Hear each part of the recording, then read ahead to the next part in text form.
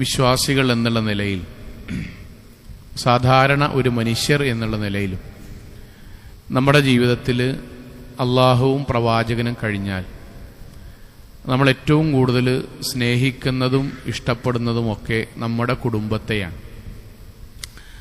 എന്തിനാണ് ഒരു വാപ്പയും ഉമ്മയും ജീവിക്കുന്നത് എന്ന ചോദ്യത്തിന് ഒരു സാധാരണ ഒരു മറുപടി എന്താണ് എന്ന് ചോദിച്ചാൽ, നമ്മൾ വഴി നമ്മുടെ കുടുംബത്തിൽ സന്തോഷവും സമാധാനവും കിട്ടി ആ കുടുംബം നല്ല രൂപത്തിൽ ജീവിക്കുക എന്നതാണ്. ഒരു വാപ്പ ഒരു ഉമ്മ അവരുടെ ജീവിതത്തിൽ എന്ത് ത്യാഗവും അവർ ചെയ്യാൻ തയ്യാറാണ്, അവരുടെ കുടുംബത്തിന് സന്തോഷവും സമാധാനവും കിട്ടുമെങ്കിൽ. ഏതാനും വർഷങ്ങൾക്ക് മുമ്പ് ഒരു ബസ് യാത്രക്കിടയിൽ അപകടം മൂലം മറിഞ്ഞ് അതിൽ നിന്ന് തീ ആളിപ്പടർന്നു കത്തിക്കൊണ്ടിരിക്കുന്ന വാഹനത്തിൽ നിന്ന് പലരും ജീവൻ രക്ഷാർത്ഥം പുറത്തേക്കു ചാടി. ഒരു 40-45 വയസ്സുള്ള ഒരു പിതാവ്, അദ്ദേഹവും വാഹനത്തിൽ നിന്ന് പുറത്തേക്ക് ചാടിയതിന് ശേഷമാണ് അദ്ദേഹം മനസ്സിലാകുന്നത് ആ കത്തുന്ന ബസ്സിൽ ഭാര്യയും കുട്ടിയുമുണ്ട്. കത്തുന്ന ബസ്സിലേക്ക് അദ്ദേഹം തിരിച്ച് അങ്ങോട്ട് കയറി, കത്തുന്ന ബസ്സിലേക്ക് അങ്ങോട്ട് കയറി. ഭാര്യയെയും കുട്ടിയെയും അദ്ദേഹം വാഹനത്തിൽ നിന്ന് പുറത്തേക്ക് ജനലിലൂടെ ഭാര്യയെ ആദ്യം പുറത്തേക്കിട്ടു, കുട്ടിയെയും പുറത്തേക്കിട്ടപ്പോഴേക്കും അദ്ദേഹത്തിന്റെ ശരീരത്തിലേക്ക് തീ ആളിപ്പടർന്നു. അദ്ദേഹം ആ വാഹനത്തിൽ വെച്ച് വെന്ത് മരണപ്പെടുകയും ചെയ്തു. മനസ്സിലൊന്ന് ആലോചിച്ചു നോക്കൂ, അദ്ദേഹത്തിന് ഒരു 5 മിനിറ്റ് അദ്ദേഹത്തോടൊന്ന് അവസാന സമയം സംസാരിക്കാൻ നമ്മൾക്ക് ലഭിച്ചിരുന്നെങ്കിൽ അദ്ദേഹം എന്തായിരിക്കും പറയാ? മരണപ്പെട്ടു പോകുന്നതിൽ സങ്കടമുണ്ട് എങ്കിലും എൻ്റെ ഭാര്യൻ്റെ കുട്ടി രക്ഷപ്പെട്ടല്ലോ, ഞാൻ മരിച്ചെങ്കിലും എൻ്റെ ഭാര്യയും കുട്ടി രക്ഷപ്പെട്ടല്ലോ. അതാണ് ഈ ഇരിക്കുന്ന ഞാനടക്കമുള്ള ഇവിടെ ഇരിക്കുന്ന ഓരോ ബാപ്പമാരുടെയും ജീവിതം. അതാണ് നമ്മൾക്ക് വേണ്ടി, നമ്മുടെ കുടുംബത്തിന് വേണ്ടി എന്ത് ത്യാഗവും ചെയ്യാൻ നമ്മൾ തയ്യാറാണ്. യാത്രക്കിടയിൽ റോഡിന്റെ സൈഡിൽ 2 കാലും തളർന്ന ഒരു സാധുവായ ഭർത്താവ് വീൽ ചെയറിൽ ഇരിക്കുന്നുണ്ട്. അദ്ദേഹത്തിന്റെ മുമ്പിൽ കുറെ അച്ചാറിന്റെയും ചിപ്സിന്റെ ഒക്കെ പാക്കറ്റ് ഇങ്ങനെ വെച്ചിട്ടുണ്ട്. തൊട്ടടുത്ത് ഭാര്യ ഇരിക്കുന്നുണ്ട്. ഓരോ വാഹനം പോകുമ്പോഴും വളരെ ദയനീയമായി ആ വാഹനത്തിലേക്ക് അച്ചാറിന്റെ കുപ്പിയും ചിപ്സിന്റെ പാക്കറ്റുമായി ദയനീയമായി കൈകൾ നീട്ടുകയാണ്. ആരെങ്കിലും ഒന്ന് വാങ്ങിയിരുന്നെങ്കിൽ. വാങ്ങാൻ വേണ്ടി ചെന്ന് ആ സഹോദരിയോട് സംസാരിച്ചും പറഞ്ഞു, ഇതുമെന്ന് അധികമൊന്നും ലാഭം കിട്ടിയിട്ടല്ല, പക്ഷെ ഇക്കാക്കാക്ക് വീട്ടിൽ തന്നെ വർഷങ്ങളോളം ഇരുന്നിട്ട് അങ്ങേയറ്റം മടുത്തിട്ടുണ്ട്, അദ്ദേഹത്തിനൊരു സന്തോഷം കിട്ടാനാണ്. ഞാൻ ആലോചിച്ചത്, 2 കാലും തളർന്ന് ഒരു കയ്യിന്റെ മുക്കാഭാഗവും ചലിപ്പിക്കാൻ കഴിയാത്ത ഒരു സാധു മനുഷ്യന്റെ കൂടെ രാവിലെ മുതൽ വൈകുന്നേരം വരെ ആ സഹോദരി നിൽക്കാനുള്ള കാരണം എന്താണ്? ഞാൻ അല്പം നിന്നാലും, ഞാൻ ആളുകളുടെ മുന്നിൽ പോയിട്ട് യാചിച്ചാലും എൻ്റെ ഇക്കാക്കാക്ക് സന്തോഷമാകുമല്ലോ, ഞാനതിന് തയ്യാറാണെന്നാണ്. സഹോദരങ്ങളെ, ഇതാണ് നമ്മുടെ ഖുത്ബ കേൾക്കുന്ന നമ്മുടെ വീട്ടിലുള്ള ഭാര്യമാരും. നമ്മൾ 2 പേരും, നമ്മുടെ ഭാര്യയും ഭർത്താവും ബാപ്പയും ഉമ്മയും മക്കളുമെല്ലാം നമ്മുടെ കുടുംബത്തിന്റെ സന്തോഷത്തിന് വേണ്ടി എന്തും ചെയ്യാൻ തയ്യാറാണ്. സഹോദരങ്ങളെ, ആ സ്നേഹവും ആ സന്തോഷവും നമ്മൾ നിലനിർത്തി ജീവിക്കുമ്പോഴും ഒരു പ്രശ്നമുണ്ടല്ലോ. ആ പ്രശ്നം എന്താണ്? നമ്മൾ എത്ര സന്തോഷിച്ച് ജീവിച്ചാലും ഒന്നുകിൽ നമ്മൾ സ്നേഹിക്കുന്നവർ നമ്മെ വിട്ടോ അല്ലെങ്കിൽ നമ്മൾ അവരെ വിട്ടോ ഈ ദുനിയാവെന്ന് പോകേണ്ടി വരും. എന്ന് പറഞ്ഞാൽ, നമ്മൾ വളരെ സന്തോഷത്തിൽ ജീവിച്ചിരിക്കെ നമ്മുടെ കരളിന്റെ കഷ്ടങ്ങളായ മക്കൾ ഒരു വേള നമ്മൾ ജീവിച്ചിരിക്കെ നമ്മളെ വിട്ടൊരു ആക്സിഡന്റിലൂടെ മരണപ്പെട്ടു പോയേക്കാം. അല്ലെങ്കിൽ നമ്മൾ അങ്ങേയറ്റം സ്നേഹിക്കുന്ന നമ്മുടെ മാതാപിതാക്കൾ നമ്മൾ ജീവിച്ചിരിക്കെ നമ്മളെ വിട്ടു പോയേക്കാം. അല്ലെങ്കിൽ അവരൊക്കെ ജീവിച്ചിരിക്കെ അവരെ വിട്ട് നമ്മളും പോയേക്കാം. നമ്മുടെ ഒരു ആഗ്രഹം പറയാൻ. എന്താണ് ആഗ്രഹം? നമ്മൾ സന്തോഷത്തോടെ, സമാധാനത്തോടെ, ദുഃഖമില്ലാതെ, സങ്കടമില്ലാതെ നമ്മുടെ കുടുംബം എന്നെന്നും വേർപിരിയാതെ ഒന്നിച്ച് ജീവിക്കാൻ വല്ല മാർഗവുമുണ്ടോ? നമ്മുടെ ബുദ്ധി വെച്ച് ആലോചിച്ചാൽ നമ്മൾ പറയും മാർഗമല്ല. പക്ഷെ പരിശുദ്ധ ഖുർആൻ അങ്ങനെ ഒരു മാർഗം നമ്മൾക്ക് പറഞ്ഞു തരുന്നുണ്ട്. പരിശുദ്ധ ഖുർആൻ ഇങ്ങനെയാണ് പറയുന്നത്: വല്ലദീന ആമനു വത്തബഅതും ദുർരിയ്യത്തുഹും ബിഈമാനിൻ അൽഹഖ്നാ ബിഹിം ദുർരിയ്യത്തുഹും.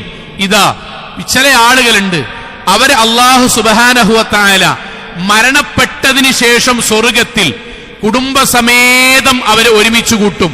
സങ്കടങ്ങളില്ല, ദുഃഖങ്ങളില്ല, സന്തോഷങ്ങൾ മാത്രമാണ്. അവിടെ മരണമില്ല. പിന്നീട് ആരും വേർപെട്ടു പോവുകയില്ല. സന്തോഷങ്ങളും ആഹ്ലാദങ്ങളും ഓരോ സെക്കൻഡും വർദ്ധിച്ചു കൊണ്ടേയിരിക്കുന്ന ലോകത്ത് ബാപ്പിമ്മിം മക്കളും കുടുംബവും ഒരിക്കലും വേർപിരിയാതെ അവർ സന്തോഷം കൊണ്ട് ജീവിക്കും. അങ്ങനെ ഒരു അവസ്ഥ അള്ളാഹു നമ്മൾക്ക് തരും. പക്ഷെ അതിന് അള്ളാഹ് പറഞ്ഞൊരൊറ്റ മാർഗമുണ്ട്: വല്ലദീന ആമനു വത്തബഅതും ദുർരിയ്യത്തുഹും ബിഈമാനിൻ. അവർ ആ ബാപ്പിമ്മിം അവർ ദീനിയായി ജീവിക്കുന്നു. പിന്നെയോ ആ ദീനിന്റെ കൂടെ സ്വന്തം മക്കളും കുടുംബത്തെയും അവർ ചേർക്കുന്നു. സഹോദരങ്ങളെ, ബാപ്പിമ്മിം അള്ളാഹുവിന്റെ ദീനനുസരിച്ച് ജീവിക്കുക. ആ ദീൻ എന്തിനു വേണ്ടിയിട്ടാണ്? സ്വർഗത്തിന് വേണ്ടിയിട്ടാണ്. അതേ സ്വർഗം എന്റെ കുടുംബത്തിലെ മക്കൾക്കും കിട്ടണം എന്ന ആഗ്രഹം കൊണ്ട് ബാപ്പിമ്മിം മക്കളും ദീനിയായി ജീവിച്ചിട്ടുണ്ട് എങ്കിൽ അവർക്ക് സ്വർഗത്തിൽ അംബിയാ മുർസലീങ്ങളുടെ കൂടെ ഒരിക്കൽ പോലും അസ്തമിക്കാത്ത സന്തോഷത്തിന്റെ ദിനരാത്രങ്ങളിൽ വേർപ്പെടാതെ മരിക്കാതെ ഒരിക്കൽ പോലും അവർക്കിടയിൽ ഭിന്നതകളോ സങ്കടങ്ങളോ ഇല്ലാതെ അവർ സന്തോഷത്തോടുകൂടി ജീവിക്കും. സഹോദരങ്ങളെ, ഇത് നമ്മുടെ അജണ്ടയായി മാറണം. ഞാൻ ബോധപൂർവമാണ് ആ വാക്ക് പറയുന്നത്. ബാപ്പാന്റെ ഇമ്മാന്റെയും ജീവിതത്തിലെ ഏറ്റവും വലിയ അജണ്ട എന്താകണമെന്ന് അറിയോ? ഞാനും എന്റെ കുടുംബവും നാളെ അള്ളാഹുവിന്റെ കോടതിയിൽ ഒന്നിച്ച് സ്വർഗത്തിൽ പോകുന്ന കുടുംബമാകണം. ഒരിക്കൽ പോലും ഞങ്ങൾക്കിടയിൽ ഞാൻ സ്വർഗത്തിൽ, എന്റെ ഇക്കാക്ക നരകത്തിലേക്ക് പോയേക്കാം, എന്റെ മക്കൾ നരകത്തിലേക്ക് പോയേക്കാം എന്ന ഒരു ചിന്ത ജീവിതത്തിൽ ഉണ്ടാകാനേ പാടില്ല. ഞാൻ സ്വർഗത്തിലാണോ? ഞാൻ ദീനിലാണോ? ഞാൻ അള്ളാഹുവിനെ സൂക്ഷിക്കുന്നവരാണോ? എങ്കിൽ ഞാൻ ഈ ദുനിയാവിൽ എന്നെക്കാളധികം സ്നേഹിക്കുന്ന എന്റെ കുടുംബം എന്റെ കൂടെ തന്നെ ഉണ്ടാകണം. അതുകൊണ്ടല്ലേ സുപരിചിതമായ നമ്മൾ അള്ളാഹു പ്രാർത്ഥിക്കാൻ വേണ്ടി പറഞ്ഞ പ്രാർത്ഥന. എല്ലാവർക്കും ആ പ്രാർത്ഥന അറിയാം: റബ്ബന ഹബ് ലനാ മിൻ അസ്വാജിനാ വദുർരിയാതിനാ ഖുർറത്തു ഐനിൻ വജ്അൽനാ ലിൽമുത്തഖീന ഇമാമ. സഹോദരങ്ങളെ, ഒന്നാമത്തെ ഭാഗം എന്താണ്? അല്ലാഹുവേ ഞങ്ങൾക്ക്, ഞാനത് പ്രാർത്ഥിക്കാൻ, നമ്മളത് പ്രാർത്ഥിക്കാൻ. ആ പ്രാർത്ഥനയുടെ അർത്ഥം എന്താണ്? അല്ലാഹുവേ എനിക്ക് എന്റെ ഭാര്യയിലും മക്കളിലും, സഹോദരിമാർ പ്രാർത്ഥിക്കുമ്പം അല്ലാഹുവേ എന്റെ ഇക്കാക്കയിലും എന്റെ മക്കളിലും നാഥ നീ കൺകുളിർമ നൽകണമേ ദുനിയാവിൽ. എന്താണ് ഇതിന്റെ അർത്ഥം? നല്ല കല്യാണമാകണം, നല്ല ദാമ്പത്യമാകണം, അത്യാവശ്യം ജീവിക്കാനുള്ള വരുമാനം ഉണ്ടാകണം, ഞങ്ങളുടെ മക്കളിലും കുടുംബത്തിലും സന്തോഷമുള്ള വാക്കുകൾ കേൾക്കണം, വല്ലാത്ത ദുഃഖമുള്ള, വല്ലാതെ പ്രയാസപ്പെടുന്ന, സഹിക്കാൻ കഴിയാത്ത വലിയ പരീക്ഷണം ഒന്നും പടച്ചോനെ ഉണ്ടാകാതെ കൺകുളിർമ നൽകണമേ. പോരാ പോരാ, ദുനിയാവിൽ അങ്ങനെ പ്രാർത്ഥിക്കണോന്ന് എല്ലാവരും. പക്ഷേ നമ്മളെവിടെ വ്യത്യാസം അറിയോ? അല്ലാഹുവേ ഖുർറത്തു ഐൻ പോലെ വജഅൽനാ ലിൽമുത്തഖീന ഇമാമ. സ്വർഗത്തിലേക്ക് പോകുന്ന കുടുംബങ്ങളുടെ മുമ്പിൽ ഞങ്ങളും ഉണ്ടാകണം. അഥവാ അതിന്റെ അർത്ഥം എന്താ അറിയോ? ഈ ദുനിയാവിലെ സന്തോഷങ്ങൾ മാത്രം പോരാ, മറിച്ച് അള്ളാഹുവിനെ ഞാൻ കണ്ടുമുട്ടുന്നുണ്ടെങ്കിൽ എന്റെ വലത് ഭാഗത്ത് എന്റെ ഭാര്യയും എന്റെ ഇടത് ഭാഗത്ത് എന്റെ കുട്ടിയും ഉണ്ടാകണം. സിറാത്ത് പാലം മിന്നൽ വേഗതയിൽ മുറിച്ചു കിടക്കുന്ന വാപ്പമാരുടെ കൂട്ടത്തിൽ ഞാനുണ്ടെങ്കിൽ എന്റെ ഒരു കൈയിൽ എന്റെ ഭാര്യയും എന്റെ മറുകൈയിൽ എന്റെ മക്കളും ഉണ്ടാകണം.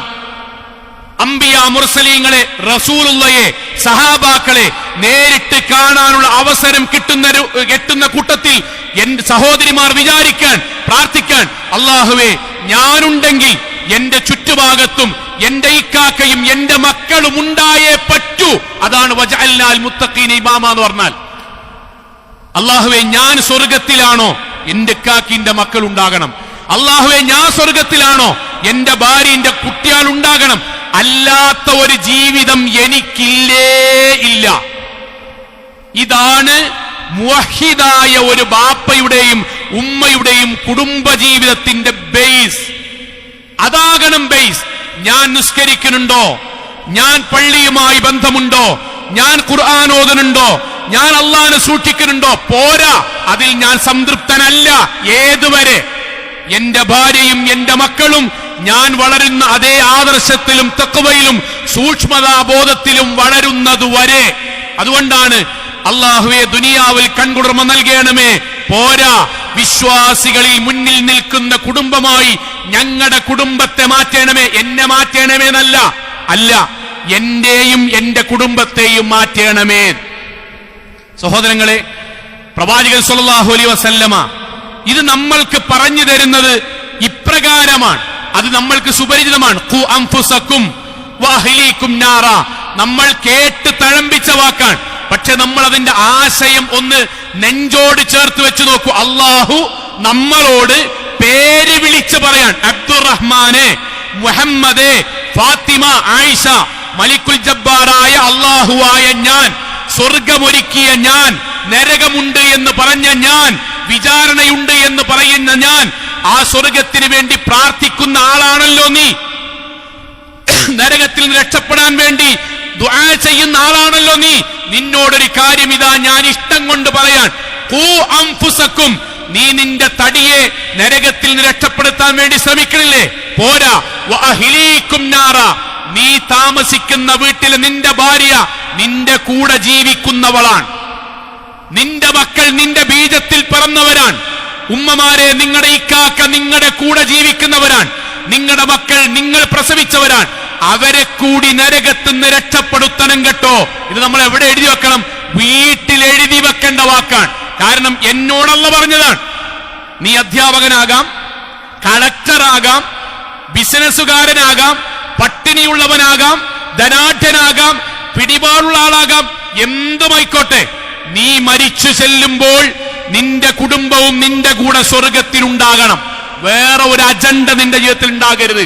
ബാക്കിയുള്ള അജണ്ടയിൽ നീ തൃപ്തനുമാകരുത്. ഇതാകണം നമ്മൾ ജുമാ കഴിയുമ്പോൾ നമ്മുടെ മനസ്സിലുണ്ടാണ്ടേ. ഇസ്ലാമിയത്തിൽ ഒന്ന് രണ്ട് സംഭവം പറയാം. ഒന്ന്, അബ്ദുല്ലാഹിബ്ൻ മസ്ഊദ്, മഹാനായ ഇബ്നു ഉമർ റളിയല്ലാഹു അൻഹു ഖലീഫയാണ്. അദ്ദേഹം ഭരണാധികാരിയായ അദ്ദേഹത്തിന്റെ വീട്ടിലാണ് ബൈത്തുൽ മാൽ, സക്കാത്തിന്റെ ഓഹരിയായ കാരക്ക കൊണ്ടുവന്ന് ശേഖരിച്ചിരുന്നത്. അദ്ദേഹത്തിന്റെ കുട്ടി, ചെറിയ കുട്ടി വന്നു.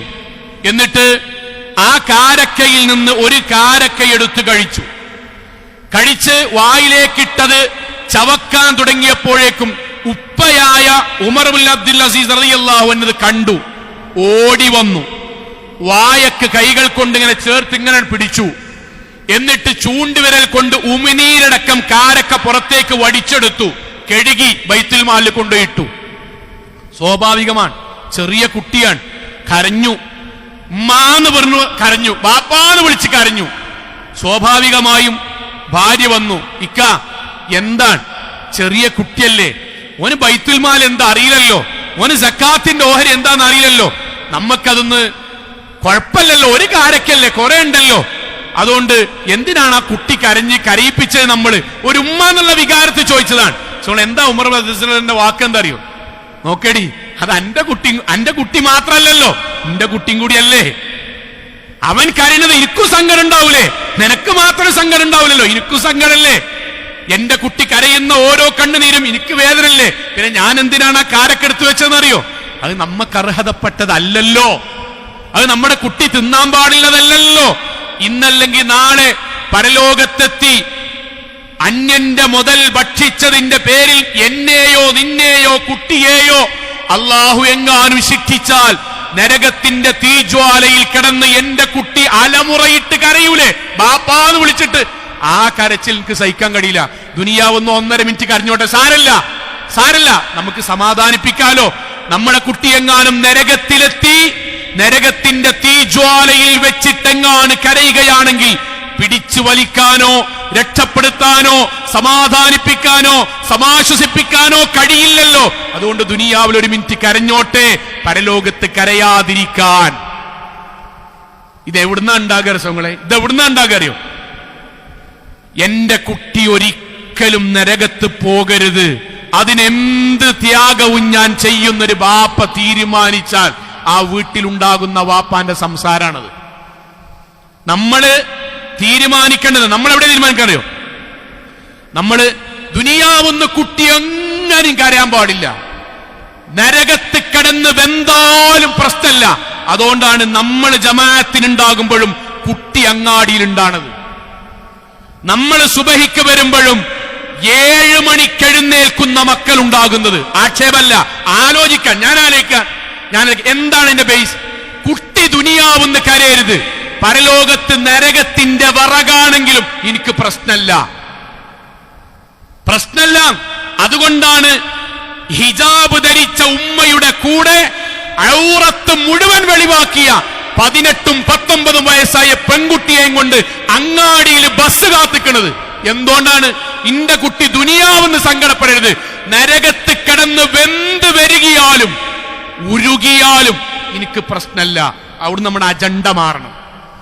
ഞാൻ ബോധപൂർവ്വം അജണ്ട മാറണം. എന്റെ അജണ്ട എന്താ അറിയോ? ഞാൻ സ്വർഗത്തിലുണ്ടാകുന്നുണ്ടെങ്കിൽ ഇൻഷാ അല്ലാഹ് എന്റെ കൂടെ എന്റെ കുടുംബം ഉണ്ടാകാനുള്ള അങ്ങേയറ്റ തദ്വാനവും ഞാൻ ചെയ്യും. എന്നിട്ട് കഴിഞ്ഞിട്ടില്ലെങ്കിൽ അള്ളാഹ്ക്കറിയാമല്ലോ. ഉമർ അബ്ദുൽ അസീസ് റളിയല്ലാഹു പറഞ്ഞ വാക്കതാണ്, എന്റെ കുട്ടിനെ ദുനിയാവുന്നോ കരയണം, എനിക്ക് സമാധാനിപ്പിക്കാം. നരകത്തിലെങ്ങാനും എത്തുകയാണെങ്കിൽ പിന്നെ ഞാൻ എന്താ ചെയ്യാ? അതുകൊണ്ട് എന്റെ കുട്ടി നരകത്ത് പോകാൻ പാടില്ല. സഹാബാക്കളുടെ ഭാര്യമാർ, ഞാൻ സഹോദരിമാരുടെ പറയണേ, സഹാബാക്കളുടെ ഭാര്യമാർ വീട്ടിൽ നിന്ന് കാക്കാരും മക്കളും ജോലിക്കിറങ്ങും. എത്ര പട്ടിണില്ല കാലത്തങ്ങൾ ഒരു ജീവിക്കണ്. എന്താ ഭാര്യമാർ അവരോട് പറയാറിയോ? സഹോദരിമാരെ, നിങ്ങൾ മനസ്സിൽ എഴുതി വെക്കണത്, ജോലിക്ക് വേണ്ടിയിട്ട് കയ്യിലുള്ള വസ്തുക്കളുമായി കൂലിപ്പണിക്കും കച്ചവടത്തിനും വേണ്ടി ഇറങ്ങുമ്പോൾ ഭാര്യമാർ ഇക്കാക്കാരും മക്കളും വിളിക്കും. എന്നിട്ട് പറയും, കാക്ക നിങ്ങൾ ജോലിക്കാ പോണ്, അങ്ങാടിക്കാ പോണ്. ചിലപ്പോ ഇന്ന് ജോലി കിട്ടണമെന്നില്ല, കച്ചവടം നടക്കണമെന്നില്ല, ലാഭം കിട്ടണമെന്നില്ല. സാരല്ല, കാരക്കയും പച്ചവെള്ളം കുടിച്ചിട്ട് ഞാൻ ജീവിക്കാം. ഇക്ക ഒരിക്കൽ പോലും ഞങ്ങൾക്ക് വേണ്ടി ഹറാമായൊരു റുപ്യ ഞങ്ങളെ സന്തോഷത്തിന് വേണ്ടി നിങ്ങൾ കൊണ്ടുവരരുത് കാക്ക. കാരണം അതോടുകൂടി ദുനിയാവിൽ ചിലപ്പം ആ വാങ്ങിയ പൈസ കൊണ്ട് കിട്ടുന്ന ഭക്ഷണം അരമണിക്കൂർ സന്തോഷം ഉണ്ടാവും. പക്ഷെ കാക്ക, ആത്യന്തികമായി ലാ തഅകുലു അംവാലക്കും ബൈനക്കും ബിൽ ബാത്തിൽ, അല്ലാഹു നിരോധിച്ച മാർഗത്തിൽ ഒരു പൈസ പോലും ഒരു ഭക്ഷണം പോലും കഴിക്കരുതെന്ന ആയത്തിന്റെ അടിസ്ഥാനത്തിൽ നരകത്തേക്ക് പോകേണ്ടി വരും. അതുകൊണ്ട് കാക്ക, പട്ടിണി കുറച്ചു കാലം കാരക്കും വെച്ചോളൂ, ക്ഷമിക്ക, പക്ഷെ നരകത്തേക്ക് പോകരുത്. അതുകൊണ്ട് കാക്ക, ജോലി ചിലപ്പോ കിട്ടിയില്ല, സാരല്ല, അള്ളാഹുവിൽ തവക്കുൽ ചെയ്ത് പിന്നീട് അധ്വാനിച്ചാ മതി. ലാഭം കിട്ടിയില്ല, സാരല്ല, പക്ഷെ ഹറാമായൊരു വസ്തു വീട്ടിക്ക് കൊണ്ടുവരരുത്, ഞങ്ങൾക്ക് വേണ്ടി കൊണ്ടുവരരുത്, നരകത്ത് പോകാൻ വയ്യ. സഹോദരിമാരെ, നിങ്ങൾക്ക് ധൈര്യത്തിൽ പറയാൻ പറ്റുമോ? ഇക്കാക്കാനോട് എന്റെ കാക്കാനോട് ഞാൻ, കാക്ക കല്യാണം വീട്ടാൻ കഴിയാത്ത കടയിട്ട് നടത്തരുതിട്ട കാക്ക, ആര് പറഞ്ഞാലും സാരല്ല, വീട്ടാൻ കഴിയാത്തൊരു പൈസ ഇട്ട് നടത്തരുത് കാക്ക എന്ന് ഞാൻ പറഞ്ഞതിന്റെ അടിസ്ഥാനത്തിലാണ് എന്റെ വീട്ടിൽ കല്യാണം എങ്ങനെ ആയത് എന്ന് സഹോദരിമാരെ നിങ്ങൾക്ക് പറയാൻ കഴിയോ? മറിച്ച് കുറച്ചൊക്കെ കടായാലും പ്രശ്നമില്ല, കുറച്ചൊക്കെ ലോൺ എടുത്താലും പ്രശ്നമില്ല, കുറച്ചൊക്കെ നിങ്ങൾക്ക് അങ്ങനെയൊക്കെ ആയാലും പ്രശ്നമില്ല, അങ്ങനെ മോശമാകാൻ പാടില്ല, അതിൽ ഹലാലും ഹറാമും നോക്കണ്ട എന്നാണോ? അതിന്റെ അർത്ഥം എന്താ അറിയോ? അറ്റാക്ക് വന്ന് തീരിന് 35 കൊല്ലല്ലേ, അതുവരെ ഇവിടെ അങ്ങനെ അടിച്ചു പൊളിച്ച് ജീവിക്കാന്നേ അജണ്ട ഉള്ളൂ. ഞാൻ തഹജ്ജുദുണ്ട്, ഇബാദത്തുണ്ട്, എന്റെ കുടുംബത്തെ നരകത്ത് പോകാനുള്ള മുഴുവൻ വഴിയും സാമ്പത്തിക മേഖലയിൽ വഴി വെട്ടിത്തെളിച്ചിട്ടാണ് ഒരു സഹോദരി ജീവിക്കണമെങ്കിൽ, സഹോദരിമാരെ, നമ്മളെ ജീവിതം മാറ്റണം. സഹാബി വനിതമാർ ഭക്തിയോടുകൂടി ജീവിക്കുന്ന കൂട്ടത്തിൽ എന്താ അവർ പറഞ്ഞത്? ഇക്കാക്ക, നിങ്ങൾ എന്റെ കൂടെ സ്വർഗത്തിൽ ഉണ്ടാവണം, ഒരു ഹറാമായ പൈസ പോലും ഞങ്ങൾക്ക് വേണ്ടി സമ്പാദിച്ച് ഞാൻ മാത്രം സ്വർഗം, നിങ്ങൾ നരകം ഇല്ല. ഞാൻ ഇപ്പൊ വീണ്ടും ആവർത്തിക്കട്ടോ, അങ്ങനെ അജണ്ട ഈ പള്ളിയിരിക്കുന്ന ഒരൊറ്റ കുട്ടിക്ക് ഉണ്ടാകാൻ പാടില്ല. എന്താ അറിയോ? ഞാൻ സ്വർഗം, എന്റെ ഭാര്യ മക്കൾ എന്തെങ്കിലും ആയിക്കോട്ടെ. അങ്ങനെ ദീനില്ല, അങ്ങനെ ഒരു മതവുമില്ല. അത് നമ്മൾ അങ്ങാടിയിൽ നിന്ന് നമ്മളെ കൊണ്ട് കഴിയാത്തോണ്ട് നമ്മൾ ഉണ്ടാക്കിയ വട്ടമേശ ദീനാണ്. ഓല് പോച്ചും പോലെ ഓല് ജീവിച്ചോട്ടെ, ഞാനതൊന്നും മൈൻഡ് ചെയ്യണില്ല. ഓലെന്തൊക്കെ TV കാണുന്നുണ്ട്, അതൊന്നും ഇപ്പൊ ഞാൻ നോക്കാൻ നിൽക്കണില്ല. ഓളും കുട്ടികളും ടെക്സ്റ്റൈൽസ് പോയിട്ട് എന്തൊക്കെ വാങ്ങുന്നുണ്ട്, ഞാൻ നോക്കലില്ല. അങ്ങനെ ദീനില്ല, അങ്ങനെ ദീനേയില്ല. പറയുകയെങ്കിലും മാന്യമായി സ്നേഹത്തിൽ ദീൻ പറയുകയെങ്കിലും വേണ്ടേ? എന്റെ വീട്ടിൽ ഞാനൊരു ലീഗുകാരനാണെങ്കിൽ കോൺഗ്രസുകാരനാണെങ്കിൽ, കമ്മ്യൂണിസ്റ്റ് പാർട്ടിക്കാരനാണെങ്കിൽ, ഞാൻ എന്റെ വീട്ടിൽ ജീവിക്കും, എന്റെ പാർട്ടിക്കെതിരായി എന്റെ മകൻ ഒരു കൊടി കൊണ്ടുവന്നിട്ട് എന്റെ വീട്ടിൽ സ്ഥാപിച്ചാൽ ബാപ്പ നിലക്ക് എന്താ വാപ്പാരെ നമ്മൾ പറയാ? കൊടി കുത്തിക്കോ, പെരന്റെ പുറത്ത്, ഇത് ഞാൻ നയിച്ചുണ്ടാക്കിയ വീടാണ് പറയില്ലേ? ഊക്കില്ലേ നമുക്ക്? നാവില്ലേ നമുക്ക്? ആർജവല്ലേ നമുക്ക്? ധൈര്യല്ലേ നമുക്ക്? അതിൽ സങ്കടപ്പെടുന്നാൻ പെട്ടോട്ടം തീരുമാനിക്കാൻ കഴിയുന്നില്ലേ? ഇന്റെ കുട്ടി ഞാൻ മാറുന്ന സകലമായ ആഘോഷങ്ങളും, ഞാൻ മാറുന്ന ശിർക്കും ബിദഅത്താന്ന് പറയുന്ന ഭക്ഷണത്തൊന്നും മാറിയിട്ട് ഇത് സ്കൂളിൽ നിന്ന് കിട്ടിയതാണ്, കോളേജിൽ നിന്ന് കിട്ടിയതാ, തിന്നാ പ്രശ്നമില്ല എന്ന് പറയുമ്പോ മോനെ അത് നമുക്ക് പാടില്ലല്ലോ, അത് പ്രശ്നമില്ല, അവൻ കൊണ്ട് ഇറങ്ങിക്കടാ പുറത്തേക്ക് എന്ന് മാത്രം. ദീന് മാത്രം പറയാൻ പാടില്ല, ദീന് മാത്രം വിലക്കാൻ പാടില്ല, ദീനിന്റെ പേരിൽ മാത്രം ബാപ്പ മകനോടോ ഉമ്മ മകളോടോ സംസാരിക്കാൻ പാടില്ല എന്നത് നമ്മൾ അങ്ങാടിയിൽ ഉണ്ടാക്കിയ ദീനാണ്. നമ്മൾ അങ്ങാടിയിൽ അബ്ദുല്ലാഹ് ബിൻ മസ്ഊദ് റളിയല്ലാഹു അൻഹു വീട്ടിക്ക് വന്നു. വീട്ടിക്ക് വരുമ്പം കാണുന്ന കാഴ്ച എന്താ അറിയോ? ഭാര്യ ഒരു ചരട് കെട്ടിയിക്കണ്, കണ്ണിന്ന് ഇങ്ങനെ വെള്ളം വരുന്നൊരു അസുഖം ഉണ്ടായിരുന്നു, കണ്ണ് സോക്കേട് പോലെ. അപ്പോ അയലോക്കത്തെ സ്ത്രീ പറഞ്ഞു കൊടുക്കണല്ലോ, ട്രീറ്റ്മെന്റ് ഒക്കെ നോക്കിയിട്ട് നടക്കാത്തോണ്ട് ഒരു കഴുത്തിൽ ഒരു ചരട് കെട്ടിക്കോ. അബ്ദുല്ലാഹ് മസ്ഊദിന്റെ വീട്ടിൽ വരുമ്പോൾ കാണുന്ന ഭാര്യ കഴുത്തിൽ ചരട് കെട്ടിയിട്ടാണ്. അബ്ദുല്ലാഹ് മസ്ഊദിന്റെ വാക്കെന്താ അറിയോ? ശ്രദ്ധിക്ക, അൻതും ആലി അബ്ദില്ലാഹ് അഗ്നിയാഉ അനി ശിർക്കി. എടി, നമ്മൾ പ്രവാചക ദീനപ്പെട്ടോലല്ലേ? അഗ്നിയാഉ അനി ശിർക്കി, ജീവിതത്തിൽ ഒരിക്കൽ പോലും ശിർക്ക് സംഭവിക്കാത്തവരായിരുന്നില്ലേ? എന്നിട്ട് ആ കറുത്ത ചരട് കൈകൾ കൊണ്ട് പൊട്ടിച്ചിട്ട് അടുത്ത വാക്കെന്തറിയോ? ഫഖതഅതുഹു, അദ്ദേഹം ആ കറുത്ത ചരട് പൊട്ടിച്ചു.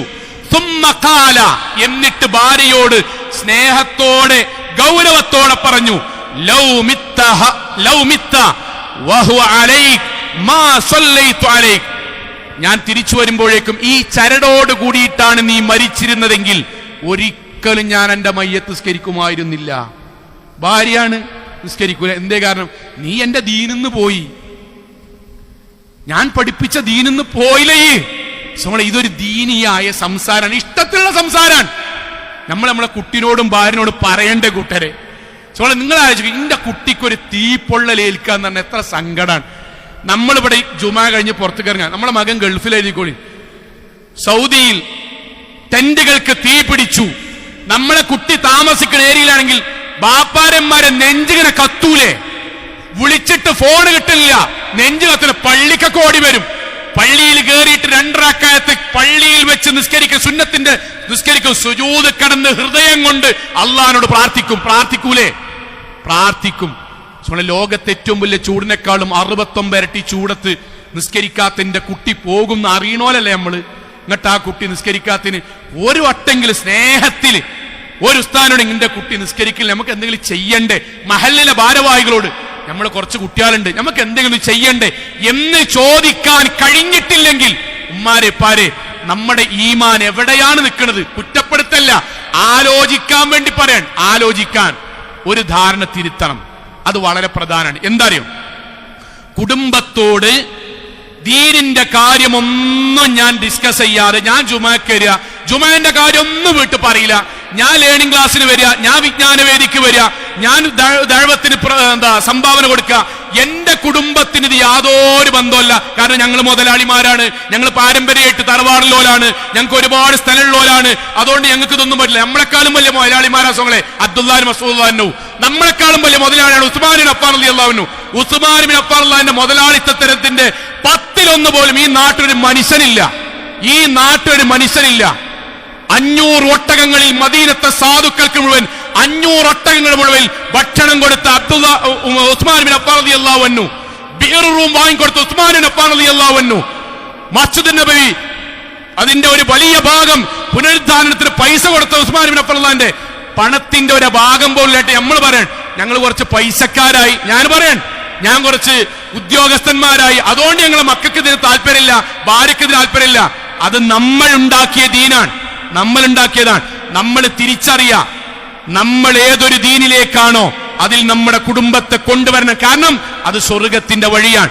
പ്രവാചകൻ സല്ലല്ലാഹു അലൈഹി വസല്ലം ഹദീസ് കൂടി പറഞ്ഞ് അവസാനിപ്പിക്കാൻ, ലാ യദ്ഖുൽ ജന്നത സലാസത്തുൻ, 3 വിഭാഗം ആളുകൾ സ്വർഗ്ഗത്ത് പോകൂല.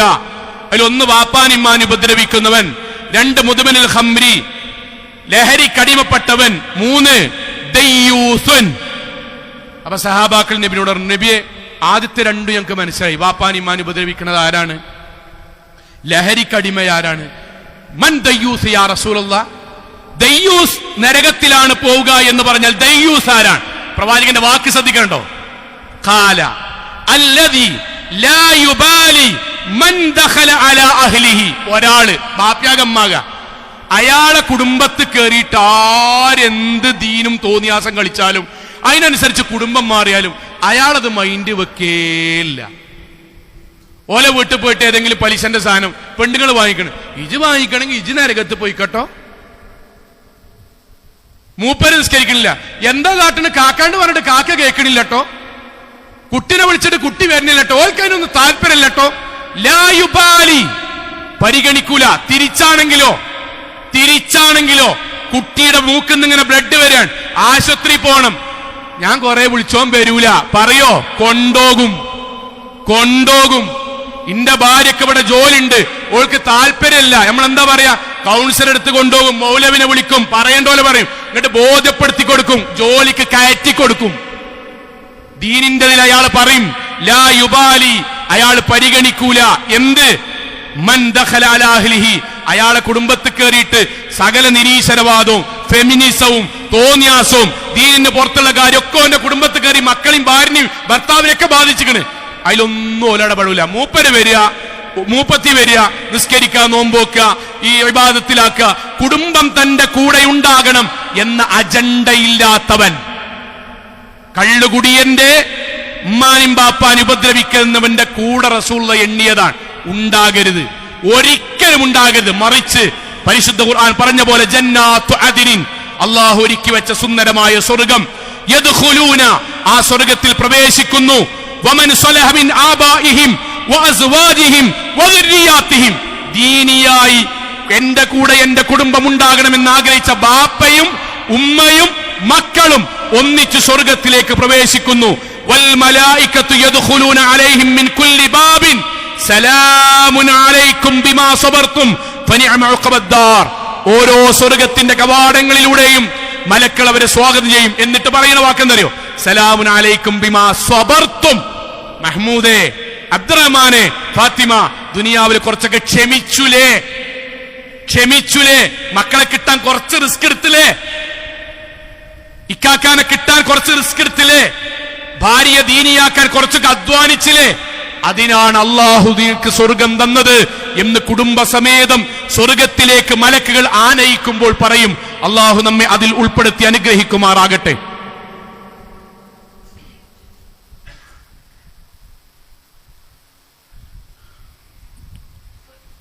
അൽഹംദുലില്ലാഹ് വസ്സലാത്തു വസ്സലാമു അലാ റസൂലില്ലാഹി വഅലാ ആലിഹി വസഹ്ബിഹി അജ്മഈൻ. അമ്മാ ബഅദ് തഖുല്ലാഹി ഇബാദല്ലാഹ്. ഒരിക്കൽ കൂടി അള്ളാഹുവിനെ സൂക്ഷിച്ചുകൊണ്ട് ജീവിക്കണം എന്നുണർത്തുകയാണ് സഹോദരങ്ങളെ. വളരെ ആലോചിക്കേണ്ട ഒരു കാര്യം, ഈ വിഷയവുമായി ബന്ധപ്പെട്ട് നമ്മുടെ മനസ്സിൽ എപ്പോഴും ആലോചിക്കേണ്ട ഒരു ആയത്തൂത്. ആലോചിക്കണം എന്ന് പറഞ്ഞാൽ നമ്മൾ ചിലപ്പോൾ ചിന്തിക്കുക പോലും ചെയ്യാത്തൊരു കാര്യം ഖുർആൻ നമുക്ക് പറഞ്ഞു തരുന്നുണ്ട്. ഇത് നമ്മുടെ കുടുംബജീവിതത്തിൽ ദീനുമായി ബന്ധപ്പെടുത്തി ആലോചിക്കണം എന്നാ പറയണം. പരലോകത്ത് വലത് കൈയിലും ഇടത് കൈയിലും അല്ലെങ്കിൽ മുൻഭാഗത്തിലൂടെയോ പിൻഭാഗത്തിലൂടെയോ ഗ്രന്ഥം ലഭിക്കുന്നു നമുക്കറിയാം.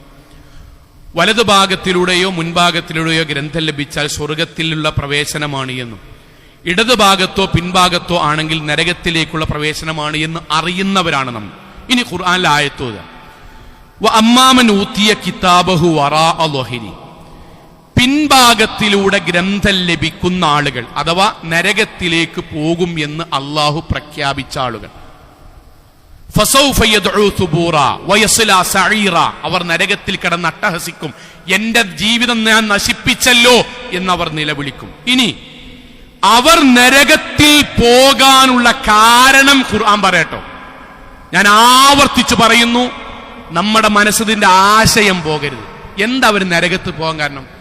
ഇന്നഹു കാന ഫീ അഹ്ലിഹി മസ്റൂറ. അവർ നരകത്ത് പോകാൻ കാരണം അവർ ദുനിയാവിൽ കുടുംബത്തോടൊപ്പം സന്തോഷത്തിൽ ജീവിച്ചവരായിരുന്നു. നമ്മൾ ഇന്ന് വരെ ആലോചിക്കണം അങ്ങനെ. നരകത്ത് പോകാൻ എന്താണ്? ഇന്നഹു കാന ഫി അഹ്ലിഹി മസ്റൂറ. അവർ ഭാര്യയും ഭർത്താവും മക്കളും ദുനിയാവില് ഫുൾ ടൈം ഹാപ്പിയായി ജീവിച്ചത് കൊണ്ട് അവർക്ക് നരകം കിട്ടി. അപ്പൊ എന്താ, ഫുൾ ടൈം ഹാപ്പിയായി ജീവിക്കണ്ടേ? ജീവിക്കണം. പിന്നെ എന്താ ഈ പറഞ്ഞത്? ദീനിന്റെ ഒരു കാര്യം മുണ്ടാതെ നിങ്ങളൊരു വീട് കൊണ്ടുപോയോ കൊണ്ട്, ദീനിന്റെ ഒരു കാര്യം മുണ്ടാതെ ആ വീട്ടില് എല്ലാവരും എന്താ ഈ ആയത്തിനറിയാം? ബാപ്പി ഇമ്മയും കുട്ടികളും കല്യാണത്തിന് പോകും, ഹാപ്പിയാണ്. സൽക്കാരത്തിന് പോകും, ഹാപ്പിയാണ്. മമ്പാട് ഫെസ്റ്റ് കഴിഞ്ഞിട്ട് നിലമ്പൂർ ഫെസ്റ്റിന് പോകും, ഹാപ്പിയാണ്. എടവണ്ണക്ക് അടുത്ത് വരികയാണെങ്കിൽ അവിടേക്ക് പോകും, ഒക്കെ ഹാപ്പിയാണ്. അതേ ടീമിനും കൊണ്ട് ജുമാക്ക് മൗലവി ഓൾക്ക് മുട്ടുംകാലിന് വേദന, വരാൻ കഴിയൂല. ഓട്ടർഷ കൊടുത്തേച്ചോണ്ട് എന്താ കാണില്ല, പെരീത്ത പണി തീർന്നിട്ടില്ല മൗലവി, അതുകൊണ്ട് വരാൻ കഴിയൂല. യന്ത്ര ഊഞ്ഞാലമ്മ 8 അടിയോ 10 അടിയോ 25 അടിയോ കെട്ടിമറിയാനുള്ള ഊക്ക് അത്ര വേണ്ടല്ലോ, 10 സ്റ്റെപ്പ് വെക്കാൻ വരൂല. അപ്പൊ വീട്ടിൽ നിന്നുണ്ടാവോ? നോക്കിയാ അങ്ങനെ ആകാൻ പറ്റൂല കേട്ടോ. ഇവിടുന്ന് നിലമ്പൂർക്ക് അങ്ങോട്ട് പോയിട്ട് ബ്ലോക്ക് പെട്ടിട്ട് യന്ത്ര ഊഞ്ഞാലും കിണറിലും പോണ ആ ഊക്കുണ്ടല്ലോ, പള്ളിക്കൊക്കെ വരാൻ ഉണ്ടാവൂല. അപ്പൊ വീട്ടിൽ നിന്നുണ്ടാവോ? സ്വാഭാവികമായിട്ട് നമുക്ക് രണ്ടും പോകുക, അല്ലെങ്കിൽ രണ്ടിലേതെങ്കിലും ദീനുമായി ബന്ധപ്പെട്ടൊരു സംഗതിക്ക് പോരാതെ ഇനി ബാക്കിയില്ല. ചെറിയ ഒരു വിഷയം അവിടെ വരും, അവസാനം ദീനിന്റെ കൂടെ കുടുംബം അള്ള നിർത്തും. ഇതൊന്നുമില്ല. പിന്നെ കല്യാണം ഒന്നിച്ച്, സൽക്കാരൊന്നിച്ച്, ടൂർ ഒന്നിച്ച്, വെക്കേഷനായ ബാപ്പ തിന്നല്ലേ പുറത്തേക്ക് ഒന്നിച്ച്, ഒക്കെ ഒന്നിച്ച്. ഖുർആൻ ക്ലാസ്സിൽ ഒന്നിച്ചില്ല, അത് ബാപ്പ മാത്രം. ലേണിംഗ് ക്ലാസ്സിൽ ഒന്നിച്ചില്ല, ഉമ്മ മാത്രം. പെരുന്നാക്ക് എല്ലാരും പോണോണ്ട് നമ്മളെല്ലാരും ഒന്നിച്ച്. ബാക്കി സമ്മേളനത്തിന് ബാപ്പ മാത്രം അല്ലെങ്കിൽ ഉമ്മ മാത്രം. നാട്ടിലെ ആഘോഷങ്ങളിലെല്ലാം കുടുംബസമേതം. അള്ളാഹു പറഞ്ഞ സ്വർഗത്തിന്റെ വഴിയിൽ കുടുംബമില്ല. അതാ അല്ലാഹു പറഞ്ഞത്, ഇന്നഹു കാന ഫീ അഹ്ലിഹി മസ്റൂറ. ദുനിയാവിലോലും ഇങ്ങനെ യൂട്യൂബിലെ 4 ആൾക്കാരെ വയലിലേക്കും ഇങ്ങോട്ട് പറയും ഓരോ സെക്കൻഡും ഹാപ്പി ആയിട്ട് ജീവിക്കുക എന്നുള്ളതാണ് ജീവിതത്തിന്റെ ലക്ഷ്യം. എന്താണ് ഹാപ്പി? ആ പറഞ്ഞവന്റെ ജീവിതത്തിലെ ഹാപ്പിന്റെ ഭാഗമാണ് കള്ളുടി. അത് നമ്മൾ വാക്കെടുക്കൂല. വ്യഭിചാരം ഹാപ്പിനെസ് ആണ്. ഓല വാക്കെട്ടിട്ട് നമ്മളെന്താ അറിയോ, ഇതൊന്നും മക്കൾക്ക് ഇഷ്ടമല്ലാത്തൊന്നും ചെയ്യണ്ട. മക്കൾക്ക് എന്താ ഇഷ്ടമല്ലാത്ത? പഠിക്കാൻ മക്കൾക്ക് ഇഷ്ടമല്ല, പറഞ്ഞേക്കാതൊക്കെ ഉണ്ടോ? ഇല്ലല്ലോ. ഇഞ്ചക്ഷൻ വെക്കണ മക്കൾക്ക് ഇഷ്ടമല്ല, ഇഞ്ചക്ഷൻ വെക്കാതൊക്കെ ഉണ്ടോ? ഓപ്പറേഷൻ മക്കൾക്ക് ഇഷ്ടമല്ല, ഓപ്പറേഷൻ ചെയ്യേണ്ട സമയത്ത് ചെയ്യാതൊക്കെ ഉണ്ടോ? ദീനിന്റെ വിഷയത്തിൽ മാത്രം ക്ലിപ്പിടും. എന്താ അറിയോ, ഇഷ്ടമില്ലാത്ത നിർബന്ധിക്കേണ്ടതില്ല. നമ്മളെ വഴി തെറ്റിക്കാന്ന് അറിയാത്തത് കൊണ്ടാണ്. സഹോദരങ്ങളെ പറഞ്ഞെന്താ അറിയോ, നമ്മൾ ഇൻഷാ അല്ലാഹ് അടുത്ത വെള്ളിയാഴ്ച മുതൽ നമ്മൾ എന്തൊക്കെയാണ് നമുക്ക് ചെയ്യാൻ പറ്റുക നമ്മൾ കൂടി ആലോചിക്കാൻ. ഓരോ ഖുതുബയിലും നമ്മൾ നടപ്പിലാക്കേണ്ട കാര്യങ്ങളാണ്. അള്ളാഹുവിന്റെ മുന്നിൽ നമ്മൾ നീയത്ത് വെക്കുക. എന്തെന്നറിയോ, ഇങ്ങനെയുള്ളൂ. അള്ളാഹനെ നമ്മൾ ഇൻഷാ അല്ലാഹ് നേർക്ക് നേരെ കാണുമ്പോൾ നമ്മുടെ 2 ഭാഗത്തും നമ്മളെ കുടുംബണ്ടാണ്. റസൂലുള്ളാഹി സ്വല്ലല്ലാഹി അലൈഹി വസല്ലം നമ്മൾ നേർക്ക് നേരെ കാണുമ്പം നമ്മളെ ഭാഗത്ത് നമ്മളെ കുടുംബണ്ടാണ്. അമ്പിയാക്കന്മാരുടെ കൂടെ നമ്മൾ സ്വർഗത്ത് പ്രവേശിക്കുമ്പം നമ്മുടെ കൂടെ നമ്മുടെ കുടുംബണ്ടാണ്. ഒരിക്കലും നമ്മോട് അള്ളാഹു സ്വർഗത്ത് പ്രവേശിക്കാൻ വേണ്ടി പറയുമ്പം ബാക്കിന്ന് നമ്മുടെ മക്കളുടെയോ കുടുംബത്തിന്റെയോ കരച്ചിൽ കേൾക്കരുത്. അള്ളാഹു അനുഗ്രഹിക്കുമാറാകട്ടെ. നമ്മുടെ ജീവിതത്തിൽ വന്നുപോയ ചെറുതും വലുതുമായ മുഴുവൻ തെറ്റുകുറ്റങ്ങളും റഹ്മാനായ നാഥ നീ ഞങ്ങൾക്ക് വിട്ടുപുറത്ത് മാപ്പാക്കി തരണമേ റഹ്മാനെ. കത്തിയാൾ നരകത്തിലും കഠിനമായ ശിക്ഷയിൽ നിന്നും അതിശക്തമായ പരലോകത്തിലെ വിചാരണയിൽ നാഥ നീ ഞങ്ങളെല്ലാവരെയും കാത്തുരക്ഷിക്കണമേ റഹ്മാനെ. അള്ളാഹുവെ, അംബിയാ മുർസലീങ്ങളുടെ കൂടെ സ്വർഗത്തിൽ ഒരുമിച്ച് ചേരാൻ നാഥ നീ ഞങ്ങൾക്കും ഞങ്ങളുടെ കുടുംബത്തിനും തൗഫീഖ് നൽകണമേ റഹ്മാനെ. അള്ളാഹുവെ, ഞങ്ങളുടെ മാതാപിതാക്കൾ, ഉസ്താദുമാർ, ഗുരുനാഥന്മാർ എല്ലാവർക്കും നാഥ നീ സ്വർഗം നൽകി അനുഗ്രഹിക്കണമേ റഹ്മാനെ. അള്ളാഹുവെ, ലോകത്തിന്റെ വ്യത്യസ്ത ഭാഗങ്ങളിൽ കഷ്ടതകൾ അനുഭവിക്കുന്ന സാധുക്കളായ ഞങ്ങളുടെ സഹോദരങ്ങൾക്ക് നാഥ നീ സമാധാനവും സന്തോഷവും നൽകി നീ അനുഗ്രഹിക്കണമേ റഹ്മാനെ. അള്ളാഹു, ഞങ്ങളുടെ കുടുംബത്തെ കുടുംബസമേതം സ്വർഗത്തിൽ പ്രവേശിപ്പിക്കുന്ന മഹാഭാഗ്യവാന്മാരുടെ കൂട്ടത്തിൽ നാഥ ഞങ്ങളുടെ കുടുംബത്തെ നീ ഉൾപ്പെടുത്തി അനുഗ്രഹിക്കണമേ റഹ്മാനെ. അള്ളാഹുവെ, പോരായ്മകളും അബദ്ധങ്ങളും ചെറുതും വലുതുമായി ഒരുപാട് വന്നിട്ടുണ്ട് റഹ്മാനായ നാഥ നീ അതെല്ലാം ഞങ്ങൾക്ക് വിട്ടുപുറത്ത് മാപ്പാക്കി തരണമേ റഹ്മാനെ. അള്ളാഹുവെ, ലോകത്തെവിടെ വെച്ച് എങ്ങനെ മരണപ്പെടേണ്ടി വന്നാലും ശിർക്കില്ലാതെ, ബിദ്അത്തില്ലാതെ, ഖുറാഫാത്തില്ലാതെ ധീരമോഹിതകളായി ജീവിച്ച് മരണപ്പെട്ടു പോകാൻ നാഥ നീ ഞങ്ങളെല്ലാവരെയും അനുഗ്രഹിക്കണമേ.